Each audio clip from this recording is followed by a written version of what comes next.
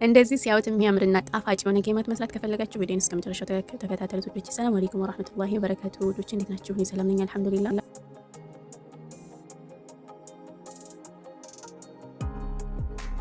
እና ውዶች እንደዚህ የሚያምር ጌማት መስራት ከፈለጋችሁ ሙሉውን አሰራር እሰራላችኋለሁ ወይም ኮሜንት ላይ እጽፍላችኋለሁ ምን ምን እንደጨመርኩኝ ሳቦካ ማለት ነው። አሁን አሰራሩን ነው የማሳያችሁ። እንደዚህ የሚያምር ከለር እንደሆነላችሁ ማለት ነው። መጀመሪያ ሊጣችሁ በደንብ መብካት አለበት በዚህ መልኩ። ከዛ ዘይታችሁን ታዘጋጃላችሁ። በጣም መሞቅ የለበትም ዘይቱ።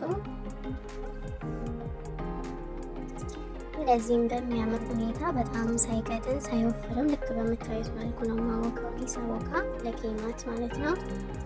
ከዛ እንደዚህ እንደምታዩት ያለምንም ማቋረጥ አማስለዋለሁ። ልክ በዚህ ከለሩን ውስጥ የሚወጣልኝ ግዴታ ማማሰል አለበት።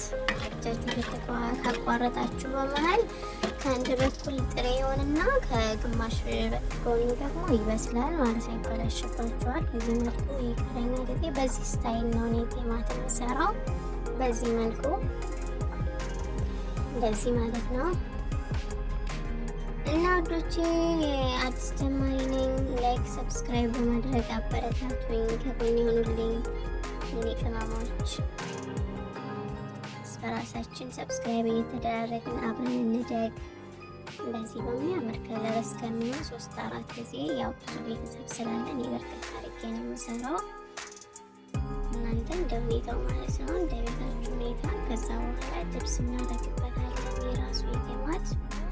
ይህ በጣም አሪፍ ነው፣ ቆንጆ ለጌማት ጥሩ ጣዕም ይሰጠዋል። ከለሩን በጣም ያሳምረዋል። ከፈለጋችሁ ስክሪንሾት አድርጉት። ከዛ እሱን ለማድረግ እንዲመችን እንደዚህ ሳህን ላይ እናደርገውና ከላይ እንጨምርበታለን ማለት ነው። እንደዚህ እንጨምርበታለን። ብዙዎች ጌማት በጣም ይከብዳል ምናምን ይላሉ። ምንም የሚከብድ ነገር የለም። ጌማት በጣም ቀላል ስራ ነው። ትኩረት ብቻ ነው የሚፈልገው። እንደዚህ በደንብ እናደባልቀዋለን ማለት ነው።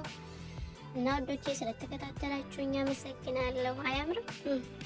ጓርጓ ወዶቼ